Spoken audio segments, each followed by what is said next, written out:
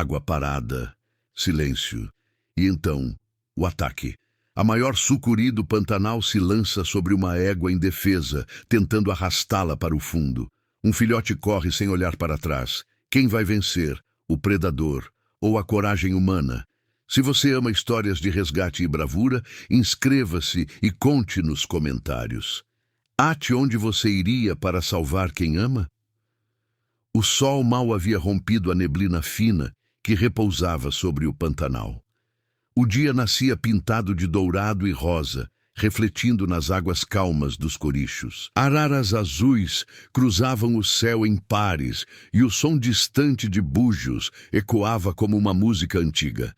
Mas a paz da manhã foi quebrada por um som brusco, quase um estouro d'água, seguido de relinchos desesperados.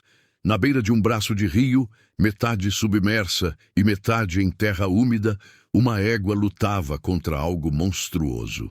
A água borbulhava ao redor dela. Um corpo verde musgo, grosso como um tronco de árvore, se movia em voltas apertadas, subindo pelo dorso e pelo pescoço do animal. Escamas brilhavam sob o sol, e a cada movimento da sucuri, a égua arqueava o corpo tentando respirar.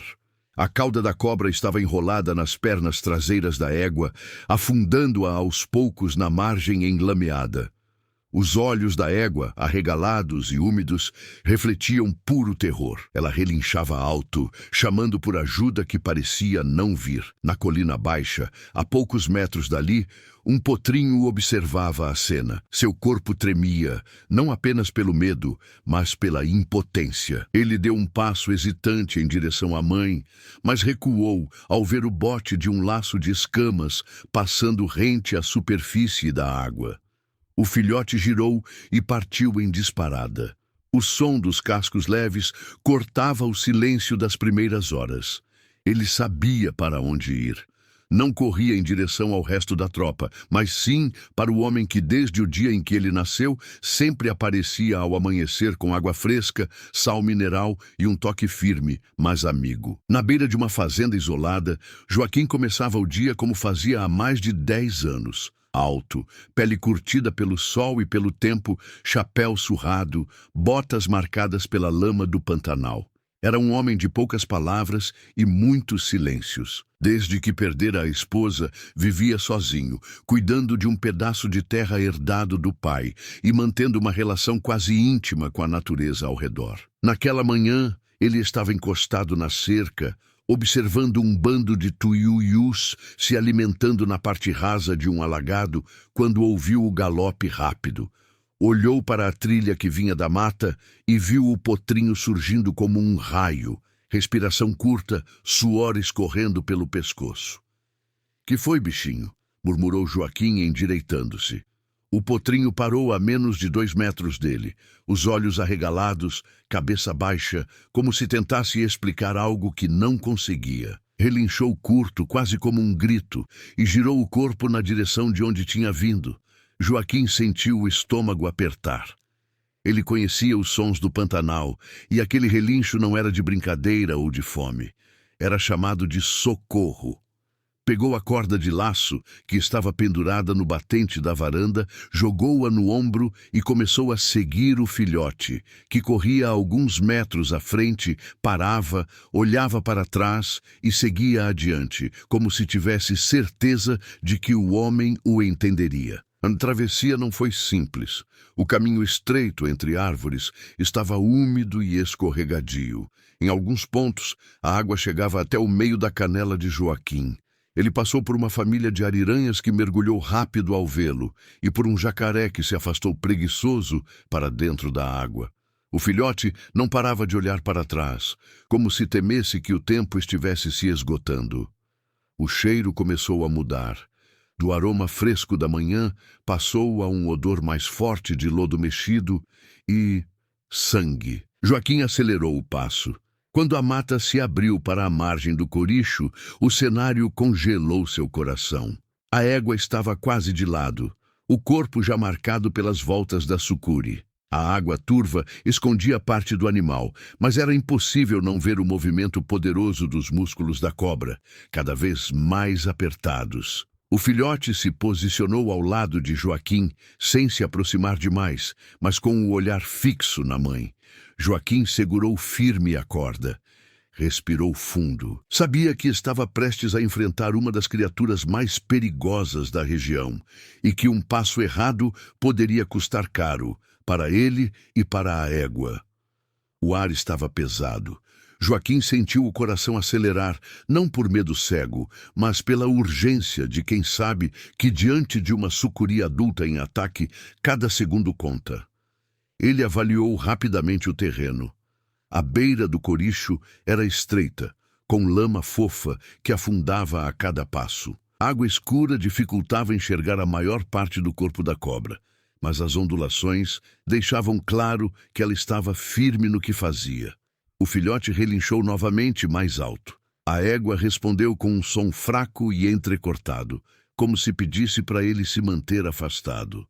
Joaquim se ajoelhou, passou a corda pelo braço e examinou a situação. Ele não podia simplesmente puxar a égua. Isso poderia quebrar ossos ou até afundar mais a cabeça dela na água. Precisava agir com precisão.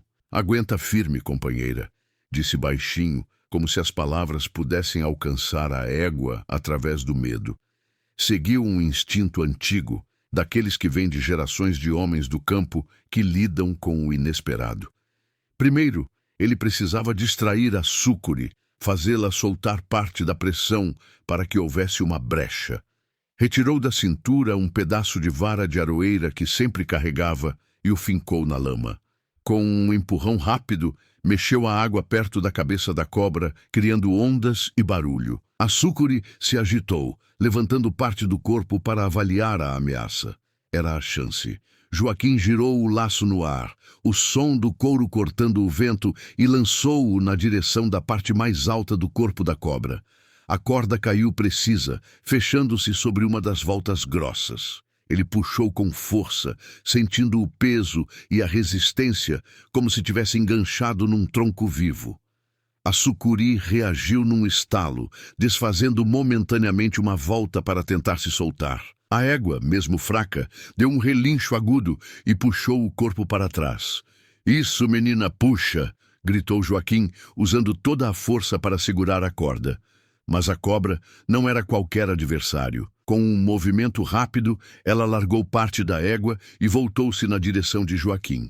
A água explodiu ao redor, gotas geladas e lodo subindo no ar. Ele recuou 2 passos, puxando a corda para o lado e tentando manter a cabeça da sucuri voltada para longe da égua. A cobra investiu, mas bateu contra a vara fincada na lama, desviando o bote. Foi por pouco, muito pouco. O filhote, nervoso, começou a circular mais atrás, como se quisesse ajudar, mas o medo o mantinha distante. Joaquim sentiu a tensão no braço aumentar. A cobra estava tentando se enrolar na corda para ganhar vantagem. Ele sabia que precisava agir rápido. A égua já cambaleava, os joelhos afundando na lama. Se demorasse mais, mesmo solta, ela não teria forças para sair dali viva. Joaquim prendeu a ponta da corda na vara, travando o corpo da cobra por alguns segundos. Correu até a égua, afundando até os tornozelos na lama, e agarrou o cabresto que ainda pendia frouxo no pescoço dela. "Vamos, menina, levanta!" disse, puxando com força. A égua tentou reagir, mas a perna traseira ainda estava parcialmente presa por uma volta da cauda da cobra. Joaquim olhou para o lado e viu a água ondulando de novo. A sucuri estava prestes a investir outra vez. O fazendeiro enfiou a mão na lama até alcançar a parte da cauda e, com uma pressão quase desesperada, puxou e torceu, sentindo os músculos frios se contraírem. A cobra soltou, não por dor, mas por surpresa, e recuou alguns metros para dentro da água. "Agora!" murmurou Joaquim, puxando a égua com toda a força que tinha. Eles deram 2 passos pesados em direção à margem seca, mas a luta ainda não tinha acabado. A égua respirava com dificuldade, o corpo trêmulo e os olhos ainda arregalados. Joaquim mantinha uma das mãos firme no cabresto, mas sabia que não podia se distrair nem por um segundo. A sucuri não iria desistir tão fácil. A água à frente parecia ter voltado à calmaria, mas ele conhecia aquele truque. A sucuri estava apenas reposicionando o corpo, usando a corrente lenta do coricho para se aproximar sem fazer barulho. "Fica comigo, menina. Só mais um pouco", murmurou, sem tirar os olhos da superfície. O filhote permanecia alguns metros atrás, emitindo pequenos relinchos nervosos, como se estivesse incentivando a mãe a resistir. Então veio o ataque. Numa explosão de água e lama, a sucuri ergueu parte do corpo como um chicote, mirando diretamente no tórax de Joaquim. Ele deu um passo para o lado, mas o impacto o atingiu de raspão, jogando-o contra a margem encharcada. O barro frio colou-se às suas roupas enquanto ele se levantava rápido, o laço ainda preso ao corpo da cobra. A sucuri tentou enrolar-se em sua perna. Joaquim sentiu o aperto começar e, instintivamente, cravou o canivete que carregava no cinto na base do músculo grosso, apenas o suficiente para fazê-la soltar. Não queria matar o animal. Sabia que a sucuri também era parte do equilíbrio do Pantanal, mas precisava manter a si e a égua vivos. A cobra recuou 1 metro, flutuando parcialmente, os olhos fixos nele. Era como olhar para algo antigo, uma força primitiva que não tinha medo, apenas instinto. Joaquim puxou o laço de novo, enrolando-o na mão para diminuir a folga. O peso era absurdo, cada tranco parecia puxá-lo para dentro da água. Ele decidiu usar a própria força da cobra contra ela. Deu 2 passos rápidos para a lateral, obrigando a sucuri a girar o corpo e, nesse giro, a perder o foco na égua. Aproveitando a distração, puxou a corda de forma brusca, fazendo a parte superior da cobra bater contra uma raiz submersa. Foi o suficiente para que a égua desse um salto desajeitado para a parte mais seca da margem. Ela quase caiu, mas o filhote correu até ela, encostando o focinho no pescoço da mãe, como se tentasse segurá-la de pé. Mas a sucuri não recuou. Ao contrário, avançou novamente, mirando agora no corpo debilitado da égua. Joaquim não pensou 2 vezes, soltou a corda e se jogou pela frente, interpondo-se entre o animal e a presa. A cabeça da cobra passou a menos de 1 palmo de seu ombro, e ele conseguiu agarrar o pescoço dela com ambas as mãos, usando todo o peso do corpo para empurrá-la de volta para a água. A sensação era como tentar segurar um tronco vivo e escorregadio. A sucuri se contorceu violentamente, espirrando água e lama no rosto dele. Joaquim segurou firme, usando as pernas para se firmar na raiz de uma árvore caída. Sabia que não conseguiria manter aquela posição por muito tempo, mas cada segundo ganho era vital para que a égua se afastasse mais da beira. Com um último impulso, ele empurrou a cabeça da cobra para a corrente mais profunda. A sucuri, percebendo que a presa já estava longe e o oponente era persistente, deslizou para o fundo, desaparecendo na escuridão da água. Joaquim respirou fundo, ofegante, sentindo o corpo dolorido e o coração batendo forte. O perigo imediato tinha passado, mas ainda havia muito a fazer. A égua estava viva, mas exausta. Precisaria de cuidados urgentes para sobreviver. Ele se virou para ela e para o filhote. A cena, mesmo após o confronto, ainda era de pura tensão. Mãe e filho lado a lado, sujos de lama, respirando com dificuldade, mas juntos. Joaquim caminhou devagar até a égua. O barro pesado sugava suas botas a cada passo, mas ele não se importava. Ao chegar perto, passou a mão pelo pescoço dela, sentindo os músculos rígidos e a respiração acelerada. "Calma, menina, já passou", disse num tom baixo e firme. O filhote encostou o focinho na mãe, e Joaquim pôde ver nos olhos dela que, apesar do cansaço extremo, ainda havia força para continuar. Mas não dava para arriscar deixá-la ali. Precisavam sair daquela área o quanto antes que a sucuri ou qualquer outro predador retornasse. Ele passou a corda de laço pelo pescoço da égua, usando como guia. Com cuidado foi puxando, ajudando-a a avançar alguns metros até um terreno mais seco. Cada passo parecia um desafio, mas o potrinho acompanhava de perto, como se sua simples presença desse ânimo à mãe. Quando chegaram a uma clareira mais segura, Joaquim se ajoelhou ao lado da égua e avaliou os danos. Havia marcas profundas no corpo dela. Alguns pontos já começavam a inchar. Ele sabia que não poderia cuidar disso sozinho. Pegou o rádio portátil que sempre carregava na cinta e chamou. Central, aqui é o Joaquim da Fazenda Santa Aurora. Preciso de apoio urgente. Ataque de sucuri em animal doméstico, risco de vida. Enviar equipe de proteção animal com veterinário, localização. Deu as coordenadas com calma, apesar do coração ainda acelerado. Do outro lado, a resposta veio rápida. Recebido, Joaquim. Equipe a caminho, previsão de 25 minutos. O tempo parecia se arrastar. Joaquim ficou de vigia, andando em círculos e observando a beira do coricho. As araras voltaram a cruzar o céu, e um casal de capivaras se aproximou timidamente para beber água, sinal de que, por ora, o perigo havia se afastado. Mas a cada farfalhar de folhas ou ondulação na água, ele se mantinha alerta, pronto para reagir. O filhote, por sua vez, não desgrudava da égua. De tempos em tempos, dava um passo para frente, cheirava as marcas no corpo dela e depois se encostava de novo, como se quisesse protegê-la. Quando a equipe chegou, o som do motor da lancha ecoou pelo rio. 2 homens e uma mulher desembarcaram rapidamente, carregando uma maleta de primeiros socorros veterinários e uma maca improvisada para transporte. Estado? Perguntou o veterinário, ajoelhando-se ao lado da égua. Tá viva, mas cansada, e essas marcas tão feias, respondeu Joaquim. Eles trabalharam rápido, limparam as áreas feridas, aplicaram um anti-inflamatório e um sedativo leve para que a égua pudesse ser movida sem dor. O filhote relinchou ao ver a mãe sendo colocada na maca, mas Joaquim segurou sua crina e falou baixo. Calma, pequeno, eles vão cuidar dela. Enquanto a equipe embarcava a égua na lancha, Joaquim caminhou até a margem e olhou para o coricho. A água parecia tranquila, mas ele sabia que a sucuri ainda estava por ali, em algum lugar. Não sentia raiva, apenas respeito. No Pantanal, todos têm o seu papel, e o da sucuri não era diferente. Mas naquele dia, o equilíbrio tinha pendido para o lado da sobrevivência de quem ele jurara proteger. A lancha deslizou pelo rio até o pequeno cais improvisado da fazenda.